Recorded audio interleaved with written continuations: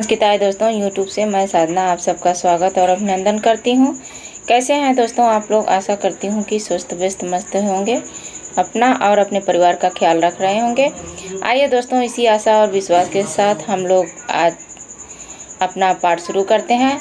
आज हम लोग फिर से महाकवि भारवी द्वारा रचित किरात अर्जुनीयम के प्रथम सर्ग का 35 और 36 श्लोक लेके हाजिर हुए हैं दोस्तों। जो झारखंड में प्रथम सर्ग का सिलेबस में दिया हुआ है दोस्तों, और यूपी टीजीटी के लिए तो अति महत्वपूर्ण है। संस्कृत के सभी प्रतियोगी परीक्षाओं में से जो है संस्कृत से जो किरात अर्जुनीयम का प्रथम सर्ग है पूछा ही जाता है। तो बिना देरी किए हुए दोस्तों आइए अपने पाठ की शुरुआत करते हैं। हम लोग पहले 33 नंबर 34 नंबर श्लोक का वाचन करेंगे, उसके बाद 35 और 36 नंबर श्लोक का विस्तृत व्याख्या के साथ देखेंगे, अध्ययन करेंगे। तो का मोटिवेशन कोड है, ईश्वर का दिया कभी अल्प नहीं होता, ईश्वर का दिया कभी अल्प नहीं होता, जो टूट जाए वो संकल्प नहीं होता। हार को लक्ष्य से दूर ही रखना मेरे दोस्त, हार को लक्ष्य से दूर रखना मेरे दोस्त, क्योंकि जीत का कोई विकल्प नहीं होता, जीत का कोई विकल्प नहीं होता कि ऐसे तुक्का मारो तो ये सही हो जाएगा, वैसे नहीं। जीत के लिए सिर्फ मेहनत ही एक विकल्प है दोस्तों। मेहनत करो तभी सफलता मिलेगी और लक्ष्य मिलेगा दोस्तों। नहीं तो जो है लक्ष्य पाने के लिए जो हार को बिल्कुल दूर रखिए। ये सोचिए कि हारना मेरे लिए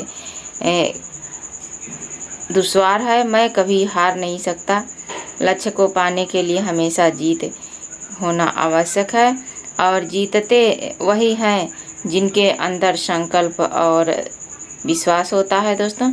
तो इसी मोटिवेशन कोड और इसी विश्वास के साथ दोस्तों आइए आज की पाठ शुरू करते हैं। आज सबसे पहले हम लोग 33 नंबर श्लोक का वाचन करेंगे। 33 नंबर श्लोक है, अबध्य कोपस्य विहन्तुरापदां भवन्ति वश्याः स्वमेव देहिनः, अमर्षशून्येन जनस्य जन्तुना न जात हार्देन न विद्विषादर। उसके बाद 34 नंबर श्लोक है, परिभ्रमलोहित चंदनोचितः पदान्त्यन्तर्गिरिरेणुरुषितः, महारथः सत्यधनस्य मानसं दुनोतिनो कंचिदयं विकोदर। तो 33 और 34 नंबर श्लोक में जो द्रौपदी हैं वे महाराजा युधिष्ठिर को उनके कठिनाइयों के बारे में उन्हें समझाती हैं और उन्हें चुपचाप जो है अत्याचारों को न सहने के लिए और क्रोध को उजागर करने के लिए उन्हें अनेक बात कहती हैं। द्रौपदी 33 नंबर श्लोक में कहती हैं कि सफल क्रोध वाले जो होते हैं, विपत्तियों को नष्ट कर देने वाले जो मनुष्य होते हैं, स्वयं ही वशीभूत हो जाते हैं। क्रोध रहित व्यक्ति के मित्र बनने पर भी जो है लोग उनका आदर नहीं करते और शत्रु उनसे कभी डरते नहीं। और जो 34 नंबर श्लोक है, 34 नंबर श्लोक में द्रौपदी जो है वो परिभ्रम लोहित चंदनोचित भीम के विकोदरा, भीम के बारे में, भीम की जो पहले क्या स्थिति थी और वन में आने से उनकी क्या दशा हो गई है, उन दशा को जो है उनके दुर्दशा को बताते हुए, उनके भाइयों की दुर्दशा को बताते हुए महाराजा युधिष्ठिर को उद्दीप्त कर रही हैं और उन्हें बता रही हैं कि हे महाराजा युधिष्ठिर, जो है आप पहले जो भीम थे वो क्या करते थे, लाल चंदन का लेप लगाते थे और महारथी रथ पे चलते थे। अब क्या करते हैं कि पर्वतों के में इधर उधर धूस रहित और पैदल चलते हैं। ये सत्य धन है, आपको ये सब देख के व्यथित यानी पीड़ा क्यों नहीं होती है। उसके बाद 35 नंबर श्लोक है दोस्तों। 35 नंबर श्लोक से हम लोग अपना पाठ की शुरुआत करेंगे। तो आइए सबसे पहले 35 और 36 नंबर श्लोक का वाचन कर लेते हैं। 35 नंबर श्लोक है, विजित्य प्राज्यं यच्छ उत्तरान् कुरु न कोप्यम वसुवासोपम सवल्कवंशासि तवाधुना हरन् करोति मन्युं न कथम धनंजय। उसके बाद 36 नंबर श्लोक है। वनांत संया कठिनी कृताकृति कचाचितौ विश्वगीवा गजौ गजौ कथम त्वमेतौ धृति संयमौ यमौ विलोक्य न उत्सहे न वादितुम्। आइए ये जो है 36 नंबर श्लोक 35 नंबर श्लोक का हम लोग अध्ययन करते हैं। विजित्ययः प्राज्यं यच्छ उत्तरान् कुरून् कुप्यं वसुवासोपमा सवल्कलवंशासि तवाधु नाहरन् करोति मन्यु न कथम धनंजय। अर्थात इस जो 35 नंबर श्लोक है, द्रौपदी जो है इसमें महाराजा युधिष्ठिर को अभी तक भीम के बारे में जो है बता रही थी, लेकिन भीम की दुर्दशा का वर्णन करके अब द्रौपदी और अर्जुन की दयनीय स्थिति का चित्रण कर रही हैं। इसमें इस प्रस्तुत श्लोक में जो है ये जो है अर्जुन की क्या दशा है, इन सब का वर्णन द्रौपदी महाराजा युधिष्ठिर से कर रही हैं। तो आइए हम लोग इसको देखते हैं। जो है यहाँ से सबसे पहले हम लोग अन्वय के आधार पर शब्दार्थ को देखेंगे। तो यहाँ पे देखेंगे कि वासोपमः शब्द का क्या अर्थ होगा कि माधव यानी इंद्र के समान। क्या है? इंद्र के समान पराक्रम वाले। तो ये शब्द किसके लिए आया है? इंद्र के लिए आया है दोस्तों। और इंद्र को एक नाम माधव भी है। क्या है? माधव भी है। और इंद्र को विलोषा भी कहते हैं। क्या? विलोषा भी कहते हैं। और सचपति भी कहते। क्या? सचपति भी इनको कहा जाता है दोस्तों। किसको? जो है इंद्र को। तो वही कहा गया है कि इंद्र जो हैं वो कैसे हैं? वसोपमान यानी इंद्र के समान पराक्रम रखने वाले। कौन? अर्जुन कौन है? इंद्र के समान पराक्रम रखने वाले। यह मतलब जो धनंजय शब्द किसके लिए आया है? अर्जुन के लिए। किसके? अर्जुन के लिए आया है दोस्तों। तो ये अर्जुन कह रहे हैं कि ये जो अर्जुन है वो इंद्र के समान पराक्रम रखने वाले हैं। और उत्तरान शब्द क्या है कि मेरु पर्वत के उत्तर में जो स्थित कुरुन प्रदेश है। क्या है? कुरु प्रदेश यानी जो कुरु प्रदेश है उस प्रदेश को विजित्य मतलब जीत कर। क्या है? विजित्य मतलब जीत कर प्राज्य मित प्रचुर मात्रा में जो है धन इकट्ठा किया करते थे। अकुप्य में स्वर्ण आदि जो धन थे वसुमती धन को लाया करते थे। तो पहले जो इसमें कहा गया है कि क्या हो रहा है जी, कहा गया है कि वसुपमानस इंद्र के समान पराक्रम करने वाले जो धनंजय यानी अर्जुन थे वो क्या करते थे? पहले उत्तरायण यानी उत्तर मेरु पर्वत के उत्तर में कुरु प्रदेश को जीत कर प्राज्यम अकुप्यम वसु जो प्रचुर मात्रा में स्वर्ण रजत संपत्ति रूपी धन को लाया करते थे। अचेत शब्द का अर्थ क्या है दोस्तों? कि प्रदान किया करते थे। किसको? आपको यानी महाराजा युधिष्ठिर को द्रौपदी कह रही है कि अर्जुन जो है धन आदि आपको प्रदान किया करते थे। जो अर्जुन प्रदान किया करते थे वही सह मतलब वही अधुना शब्द का वही अर्जुन अब क्या करते हैं? अधुना यानी अब इस समय वल्कल वंशांसी जो वल्कल वस्त्र को लाने वाले जो वल्कल वस्त्र किसे कहते हैं दोस्तों? कि जो वृक्षों की छाल से बने हुए वस्त्र होते हैं। तो वृक्षों की छाल के वल्कल वस्त्र को लाने वाला आहरण मतलब लाते हैं। तब मन्यु कथम न करोति इस स्थिति को देखकर आपका यानी महाराजा युधिष्ठिर को कह रही हैं कि आपका मन जो है आपका क्रोध कैसे नहीं उत्पन्न हो रहा है? मन्यु कथम न करोति आपका क्रोध कैसे नहीं उत्पन्न हो रहा है? आप क्रोध क्यों नहीं कर रहे हैं?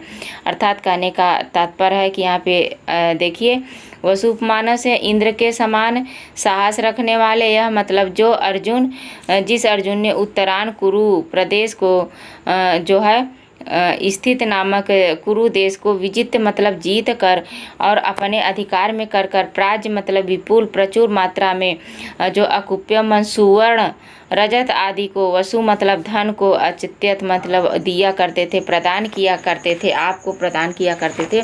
वही अर्जुन क्या करता है, वह धन को जीतने वाला अर्जुन अधुना मतलब इस समय, उस धन को जीतने वाला जो अर्जुन है वह इस समय क्या कर रहे हैं कि वल्कल वंशांसी वस्त्र को, वल्कल वस्त्र को ढूंढ के, वृक्षों के जो छाल से बने हुए वस्त्र होते हैं उन्हें ढूंढ करके आपके पास लाते हैं, जुटाते हैं। तब मन्यु यानी जो शत्रु के प्रति तुम्हारे क्रोध को न कथम न करोति कैसे उत्पन्न नहीं करता। ये सब देख के क्यों नहीं सोचते हो ये महाराजा युधिष्ठिर, क्यों नहीं सोचते हो कि जो अर्जुन था वो कुरु प्रदेश को अपने पराक्रम के बल से कुरु प्रदेश के उत्तर दिशा को जो है जीत करके स्वर्ण आदि संपत्तियों को लाया करता थे, लेकिन इस समय ऐसी स्थिति हो गई है कि वल्कल के वस्त्र को छाल मतलब छाल वृक्ष के छाल के वस्त्र को ला रहा है। सब देख के आपका क्रोध क्यों नहीं उत्पन्न हो रहा है। तो आइए व्याकरणात्मक टिप्पणी को देखते हैं दोस्तों। यहाँ पे है कि वसवः उपमा यानी उपमान यश से वासवो में बहुव्रीहि समास है। क्या है, वासवो शब्द में वासवोपमः, वासवोपमा शब्द में बहुव्रीहि समास है।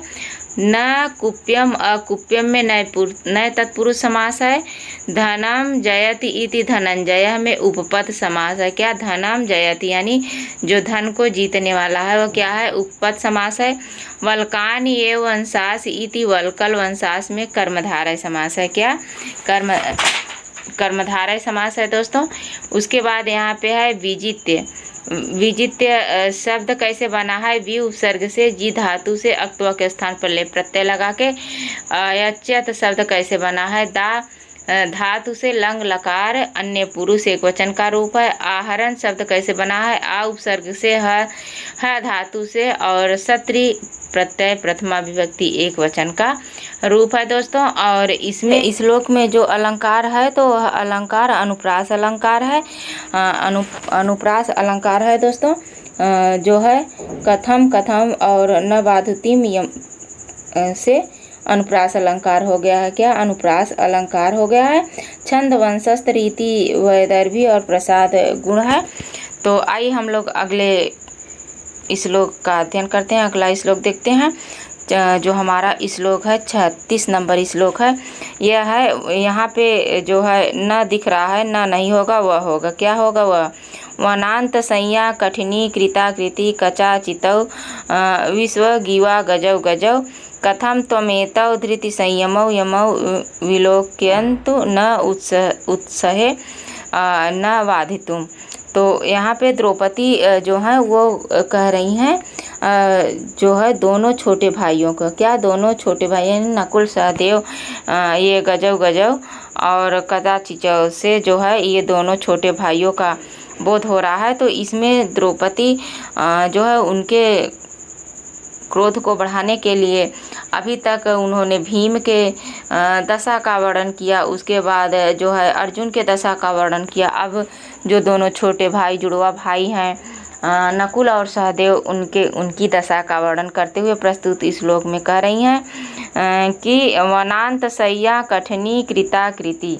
वनांत सय्या का अर्थ क्या होगा दोस्तों, वन में क्या है कि वन में कठिन भूमि पर, वन में कठिन भूमि पर, यहाँ पे जो है वन भूमि रूपी सैया पर, वन में जो कठोर भूमि है उस पे सोने वाले, कठोर हो गई है शरीर जिसकी, वन में जो भूमि पर सोने के कारण जिनकी शरीर क्या हो गई है, कठोर हो गई है।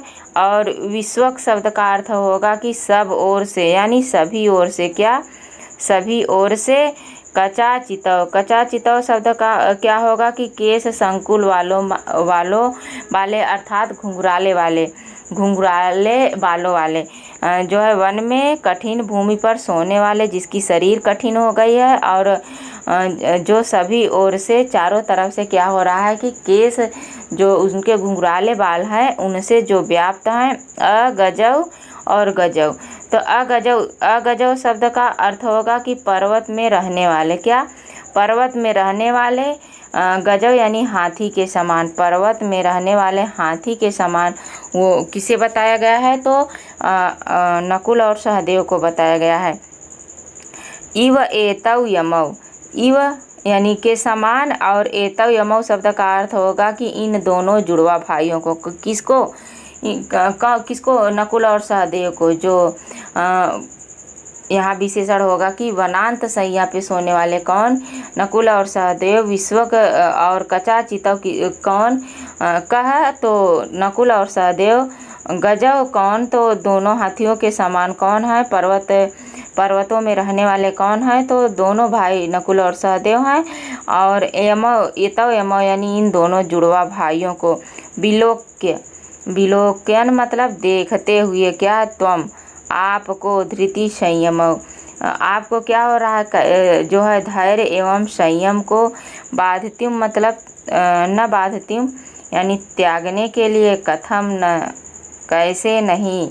उत्साहे मतलब उत्साहित हो रहे हैं। इतनी परेशानी देख के कि जो जिनकी शरीर वन में सोने के कारण यानी वन में भूमि पर सोने के कारण जिसकी शरीर कठोर हो गई है, जिसके सभी चारों ओर घुंघराले बाल लटक रहे हैं, जो हाथी, पर्वत में रहने वाले हाथी के समान जो आपके दोनों जुड़वा भाई हैं, उन्हें देखकर आप अपने संयम को कैसे नहीं त्याग सकते? अपने धैर्य को कैसे नहीं नहीं त्याग सकते? ये सब देख के आप का उत्साह क्यों नहीं बढ़ रहा है? आपका क्रोध क्यों नहीं उत्पन्न हो रहा है? आप अपनी जो है इन सब की स्थिति देख के, बीते हुए बातों को सोच करके, और जो है दुर्योधन से युद्ध क्यों नहीं कर रहे हैं? इन सब बातों को द्रौपदी कह रही है। तो आइए यहाँ देखिए। वनांत सैया कठिनीकृता, वन भूमि में यानी वन प्रदेश में सोने के कारण कठिन शरीर हो गई है जिसकी। और विश्व यानी सभी चारों ओर, चारों तरफ से कचाचित यानी केसों वाले, व्याप्त अर्थात जिनके बढ़ गए हैं, शरीर पे लटक रहे हैं चारों तरफ। गजव मतलब पर्वत में उत्पन्न हुए पर्वतीय, पहाड़ी। गजव यानी दो हाथियों की तरह। एतौ मत इन दोनों जो है आपके युगल जो जुड़वा भाई हैं, उन्हें देखकर कैसे नहीं। विलोक्यन यानी उन्हें देखते हुए, हे महाराजा युधिष्ठिर, आप क्या करें? धैर्य धारण किए हुए हैं, अपने धैर्य को क्यों नहीं त्याग रहे हैं? बाधित्युम मतलब न बाधित्युम मतलब क्यों नहीं त्याग रहे हैं? कथम न क्यों, क्या इन्हें देखकर आपको क्रोध नहीं उत्पन्न होता? कैसे नहीं उत्पन्न हो रहा है? तो इन सब बातों को द्रौपदी कह रही है। उसके बाद यह है कि वन भूमि में सोने के कारण जिनकी शरीर कठोर हो गई है, चारों तरफ से जिनके केस बढ़ गए हैं, और पहाड़ियों, दो पहाड़ी के हाथियों की तरह जो दोनों जुड़वा भाई आपके हैं, उन्हें देखकर, नकुल और सहदेव को देखते हुए आप अपने धैर्य और संयम को छोड़ने के लिए क्यों नहीं तैयार हो रहे हैं? उसके बाद यहाँ पे व्याकरणात्मक टिप्पणी है। वनस्य अंतः, वनांतः शब्द में षष्ठी तत्पुरुष समास है। उसके बाद वनांतः एव संज्ञा, वनांतः एव संज्ञा, वना संज्ञा में कर्मधारय है। कठिना कृति इति कठिनीकृता में गति तत्पुरुष समास है। वनांत संज्ञा कठिनीकृता, वनांत संज्ञा कठिनीकृता में तृतीया तत्पुरुष समास है। उसके बाद है कि वनांत संज्ञा कठिनीकृता आकृति यतौ, तो वनांत संज्ञा कठिनीकृता आकृति में बहुव्रीहि समास है। अगर पूरा पूछता है, इसी एक शब्द में सारे समास है। देखिए षष्ठी तत्पुरुष वनांत शब्द में, और किस में? वनांत संज्ञा में कर्मधारय है, और अकठिनाकृति में जो है गति तत्पुरुष समास है। वनांत संज्ञा कठिनीकृता, वनांत संज्ञा कठिनीकृता में तृतीया तत्पुरुष समास है। उसके बाद वनांत संज्ञा कठिनीकृता आकृति यो, तो वनांत संज्ञा कठिनी आकृता में बहुव्रीहि समास है। उसके बाद क्या है कि कचय अचितय, कचा चितय में तृतीय तत्पुरुष समास है। न गच्छतीति आगह, पच्छे नाग में जायते में उपपद समास है दोस्तों। और धृति च संयमश्च में इति धृति में द्वंद्व समास है। उसके बाद कठिनी कृति शब्द बना कैसे है? कठिन शब्द से च्वी क्री अक्त धातु से बना है। विश्वक शब्द अव्यय है। अचित शब्द कैसे बना है? अ उपसर्ग से चित धातु से अक प्रत्यय लगा के। अगज शब्द बना है। अग शब्द से जन धातु से अंग प्रत्यय लगा के बना है। और जो विलोक के शब्द है कैसे बना है? बी उपसर्ग से और लोक धातु से सत्रि प्रत्यय प्रथमा विभक्ति एक वचन का रूप है। बाधितुम शब्द क्या है? बाध धातु से तुमुन प्रत्यय बना है। उत्सह से शब्द बना है। उत उपसर्ग से सह धातु से लट लकार अन्य पुरुष का जो है अन्य पुरुष एक वचन का रूप है दोस्तों।